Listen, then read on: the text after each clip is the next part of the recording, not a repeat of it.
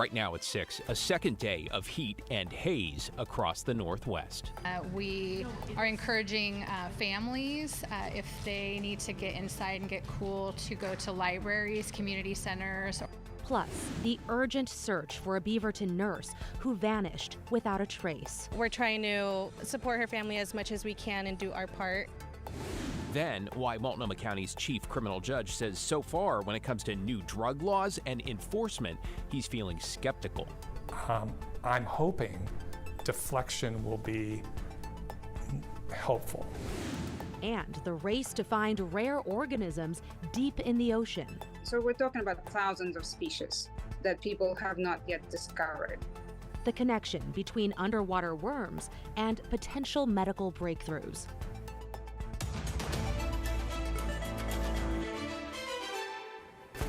Well, happy Friday, everyone. With the weekend getting off to a hot and hazy start, 93 degrees right now in the Rose City. Not quite triple digits, though, still very uncomfortable outside for anyone stuck inside without AC. Yeah, this evening we have team coverage. Celine Stevens is in Southwest Portland with more on how Multnomah County and local school districts are handling the heat. But first, let's get to Chief Meteorologist Matt Safino in the Weather Center. So, Matt, is the worst of this heat over at this point? It is, Christine, yes. I mean, remember, yesterday we were 102. Today, we topped out at 95. So that's a significant 7 degrees cooling. If you also notice from that Rose City sky cam you just showed, some clouds beginning to roll in. That'll do two things. First of all, keep us warm overnight.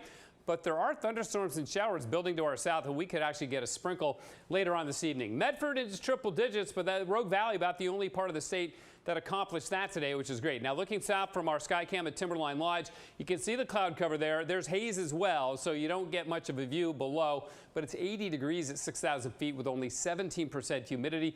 But look at these storms just blossoming over south central Oregon, and clouds moving up across western Oregon too, and they're just beginning to reach into the Portland area. So yes, with the cloud cover coming in, we need to keep an eye on that. So here are the storms right now, right around Mount Bachelor and Bend. A lot of lightning activity there, as you can see. This has all been developing very, very quickly with 50 strikes just in the last hour or so. But look at this now. This is new. Just to the southeast of Sweet Home, we've got a thunderstorm. So that means we've got storms west of the crest of the Cascades. Those will continue to march to the north-northwest. And again, there's a chance we get a sprinkle over Portland later on tonight. So the headlines, warm and hazy with a possible shower. I don't think we'll get a thunderstorm this far north.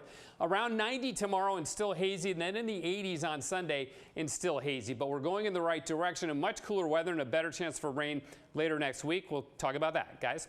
I like it, going in the right direction. Thank you, Matt. Let's bring in Celine Stevens now, who's live outside Portland's Lincoln High in Southwest Portland. So, Celine, Oregon's largest district doesn't have air conditioning in a majority of its schools, but that is one that does have AC. Christine, right. So all these students, they had a full day of school, but students at schools without air conditioning, they got off around noon. Plus, schooling centers around the county, they reopened for the second day in a row, all due to these high temperatures. So the cooling centers at Portland Covenant Church and Cook Plaza and Gresham were the ones that reopened, providing snacks, water, and a cool place to stay for a while to escape the sun. Along with protection from the heat and less than ideal air quality, the health department says there is support on scene for anyone coming in experiencing problems related to the heat or even other behavioral or mental health issues. Also, certain school districts without air conditioning, like Portland Public Schools and David Douglas School District, released students early today. Teachers recorded temperatures in the mid-80s in some classrooms yesterday, and a parent outside Sabin Elementary today told me her friends who work in schools were seeing the same. Very disappointing at a universal level that, of course, climate change is a reality, and so we are getting hotter summers, hotter falls. Just the public buildings and infrastructure in Portland is not equipped to handle this kind of heat. But I think it's indicative of just a broader funding crisis. And so for Portland Public Schools, out of 81 schools, only 15 have air conditioning. And so for after-school activities in the buildings that didn't have air conditioning, those were canceled as well. Christine, back to you. Thank you so much, Celine. And stay with KGW for continuing coverage of the heat and haze. We have all the latest, including your forecast, available anytime on KGW.com and KGW+. In your headlines, westbound TV Highway is back open to traffic in Aloha after a car hit a person on the sidewalk. It happened around 2:45 this afternoon at TV Highway and Southwest 185th Avenue. Video from the scene shows a Ford Mustang crashed into the corner of a TriMet bus stop shelter. We don't know if the person hit was waiting for a bus at the time, and we don't know their condition, but we'll update you when we learn more. Authorities have released the names of the 3 people who died in Fairview in a small plane crash. A warning, some of these images are difficult to look at, though they provide key context about those moments before the plane went down. The Multnomah County Sheriff's Office now identifying the pilot as 73-year-old Michael Busher of Beaver Creek, along with 79-year-old flight instructor Jacqueline Whitford from Glendale, Arizona. 75-year-old Barbara McDonald also died when the aircraft crashed into her home. Federal transportation investigators say the twin-engine plane took off Saturday from Troutdale on a maintenance test flight, and the pilot had reported issues controlling the aircraft. Opening arguments ended today in the trial of a security guard who killed a man in a Lowe's parking lot in North Portland. The man's wife is suing the security company and property managers in a wrongful death suit, asking for millions of dollars. Logan Gimbel was convicted of murdering Freddie Nelson back in 2021. Gimbel worked as a security officer for Cornerstone Security Group and was not certified to carry a gun. Nelson's wife says security officers were told to harass and intimidate her husband. Nelson and officers had previously clashed over trespasses and trespass warnings and whether Nelson could take pallets from the back of the store. A man accused of shooting at a Wasco County deputy as part of a multi-county crime spree nearly 3 years ago has now been sentenced to a decade behind bars. In November 2021, prosecutors say Logan Cantwell, who was 23 at the time, ran from an attempted traffic stop. When a tire blew out, he fired at a deputy, hitting his vehicle several times. That deputy was unhurt. Cantwell escaped and hitchhiked to the Corbett area where he tried to steal a car. He was eventually arrested across the Columbia in Skamania County. Cantwell pleaded guilty to attempted murder in addition to vehicle theft and property crimes. And Portland police say they have arrested another prolific tagger in the metro area. Early yesterday morning, officers got reports of tagging along Southeast Hawthorne Boulevard. When they confronted the person, they say he took off, but officers quickly caught up with him. They say 18-year-old Aiden Rivero from Beaverton had spray cans, paint markers, and his moniker Gem was spotted nearby. He faces criminal mischief and escape charges, with more charges possible. Now at 6, the search is ramping up for a Beaverton nurse who did not show up for work on Wednesday morning and whose disappearance police are calling unusual. Let's get right to John Adams live in Beaverton for us with the very latest. John. David and Christine, Melissa Jubain's friends describe her as joyful and a stable influence in their lives. Now them and Beaverton police are looking for her or any information that may help them find her.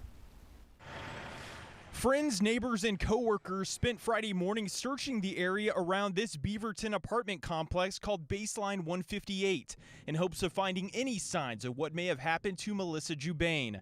Jubain, a nurse at Providence St. Vincent, hasn't been seen since she didn't show up for work on Wednesday. It's the not knowing, definitely. I feel like especially, we're trying to support her family as much as we can and do our part. Former co-workers described Jubain as reliable and a good friend. She was just a ball of joy. She was always happy. Whenever I had rough days, she would always bring me back and very helpful. She was always quick to help. Whenever help was needed, she was always the one that, would jump in and take initiative. Volunteers broke into groups Friday morning to search different areas. Beaverton police conducted a unit-by-unit search at Jubain's apartment complex on Thursday and plan to return today. They described the 32-year-old as being 5'2" and 120 pounds and say the circumstances around her disappearance are unusual. They're also urging anyone who has any information about where she could be to contact police. She has an amazing soul, and I think all of the support says a lot about her. Again, Beaverton police are asking anyone that may have some information on where Jubain might be to come forward. Some of her fellow co-workers at Providence St. Vincent are going to hold a search party tonight here at 7:30 near her apartment complex. David and Christine, back to you. Yeah, John Adams there in Beaverton. Thank you, John. Portland police say they have arrested multiple drug users in a targeted mission in downtown and Old Town. The suspects, who police say had a stolen vehicle, were not eligible for deflection because of the additional alleged crime and outstanding warrants. Police say they also arrested a prolific drug dealer and searched their home, recovering fentanyl, counterfeit pills, meth, as well as more than $6,000 in cash. Well, meanwhile, we've been tracking Oregon's new drug law all week, including its impact on Portland streets and inside its courtrooms, particularly when it comes to moving people toward treatment. Yeah, today Blair Best sat down with Multnomah County's chief criminal judge. Blair, what did he tell you? So the judge pointed out that the addiction crisis will not be fixed inside a courtroom. He says Multnomah County has tried different efforts over the years within the criminal justice system to direct people to treatment, but never had great success. And they're stepping into a similar pattern again under this new law, at least for right now. When possession of hard drugs became a crime again on Sunday, Multnomah County still had a lot to figure out, especially inside the courtroom. And here's why. When someone is caught with drugs on the streets, police check their record. If they have outstanding warrants, they go to jail. If not, they're offered deflection, the option of treatment instead. Outreach workers then take over for police, but that's not happening all the time. So it's up to the court to act as a temporary deflection center, seen as the county at the last minute postponed opening an actual center. And that's proving to have somewhat of a rocky start. People aren't showing up to court, and a lack of public defenders is sending those who do back onto the streets. Begging the question, will this new law change the cycle of addiction in Multnomah County? I don't know. We need a lot of services in the community, and they're trying to build those up. But, you know, to tell you the truth, somebody who's using fentanyl every day, who has no place to live, will something like this make a difference? I don't know. We'll see. Now, the language in this new law is rooted in getting people into recovery, but you heard it there from the judge. In order for that to work, Multnomah County needs more services, including treatment beds and public defenders. More on all of this coming up tonight at 6:30 on The Story. David. Thanks, Blair. Appreciate the follow-up. You know what? Speaking of services in Northeast Portland, one of the county's drug deflection partners has now opened a sober living center for people who are in recovery. So today, 4D Recovery held a grand opening for the 40-unit complex in the Beaumont-Wilshire neighborhood.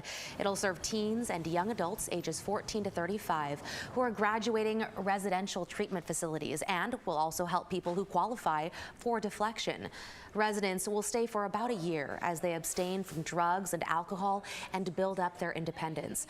The nonprofit Care Oregon is funding that effort. Straight ahead on KGW News at 6, a historic honor for a Northeast Portland field that helped pave the way for women's sports, and so much more. And wildfire season far from over. How 2024 compares to the destructive 2020 season.